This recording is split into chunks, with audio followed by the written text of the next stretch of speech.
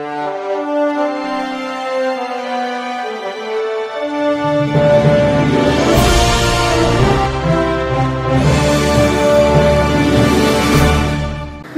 मी Shweta Pawar, city TV राज्य बातमीपत्रात आपलं स्वागत आहे।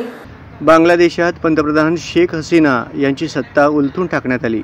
शेख हसीना या स्वतः जीव वाचवून त्यांनी भारतात पलायन केले। भारताने त्यांना आश्रय दिला।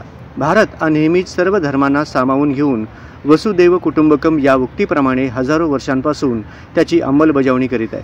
परंतु बांगलादेश आणि पाकिस्तान यासह मुस्लिम बहुल देशात हिंदूंवर अल्पसंख्याकांवर अनन्वित अत्याचार सुरू आहेत। या घटना मानवतेला काळीमा फासणाऱ्या आहेत। बांगलादेशातील आणि मुस्लिम बहुल देशातील मुस्लिमांनी हिंदूंसह अल्पसंख्याकांवर होणारे अत्याचार त्वरित थांबवावे।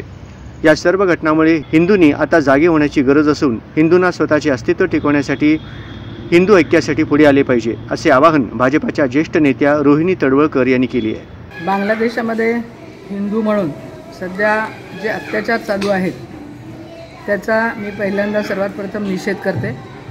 जगामध्ये कोणत्याही धर्मावर आधारित अशा प्रकारे लोकांवरती अत्याचार होत असेल तर हिंदू म्हणून त्या गोष्टीचा निषेध सर्वांनीच करायला हवा। केंद्रीय नेतृत्व या बाबतीमध्ये लवकरच निर्णय घेईल आणि याबाबत लवकर कारवाई सुरू होईल। परंतु अशा प्रकारे अनन्वित अत्याचार करणं हे एका कोणत्याही हिंदू माणसाला सहन होणारी गोष्ट नाही आहे। या सगळ्या गोष्टीसाठी म्हणून हिंदू म्हणून वेळ आली तर आम्ही समाजातले सर्व हिंदू एकत्रित होऊन या गोष्टीचा मोठ्या प्रमाणामध्ये निषेध करू आणि ज्या ज्या ठिकाणी अशा प्रकारचा अत्याचार होईल त्या त्या ठिकाणी थोपवण्याचं काम एक हिंदू म्हणून माझी स्वतःची आणि संपूर्ण हिंदू समाजाची ही जबाबदारी आहे की अशा प्रकारचा निषेध करणे आणि ह्याला थोपवून धरणे नाही तर उलथवून लावणे। वेळप्रसंगी आम्ही या सगळ्या गोष्टींना उलथवून लावण्यासाठी सर्व हिंदू समाज एकत्र झाला तर या बांगलादेशीयांचे कुठेही आम्ही ठेवणार नाही, याचा त्यांनी विचार करावा आणि ह्यांच्यावरचे अत्याचार ताबडतोब थांबवावेत। केंद्रीय नेतृत्व या बाबतीमध्ये निर्णय लवकरच घेईल आणि तो त्यांनी घ्यावा अशा प्रकारची विनंती। सध्या पाकिस्तानमध्ये आणि बांगलादेश इतर ज्या देशामध्ये मुस्लिम बहुसंख्य आहेत त्या ठिकाणी इतर संख्येने असलेले हिंदू, शीख, ईसाई वगैरे त्या धर्माच्या लोकांना, अल्पसंख्याकांना कुठलेही असं त्यांच्यावर अनन्वित अत्याचार करून धर्मांतर केलं जातं। मग ह्याच्या संदर्भात आपल्या मोदी सरकारच्या वतीने किंवा काय हिंदू म्हणून तुमची काय भूमिका राहणार? अनेक प्रलोभनं दाखवून हिंदूंना मुस्लिम करणं, ख्रिश्चन करणं अशा प्रकारचे प्रकार चालू आहेत। या बाबतीमध्ये सर्वांना कल्पना आलेली आहे।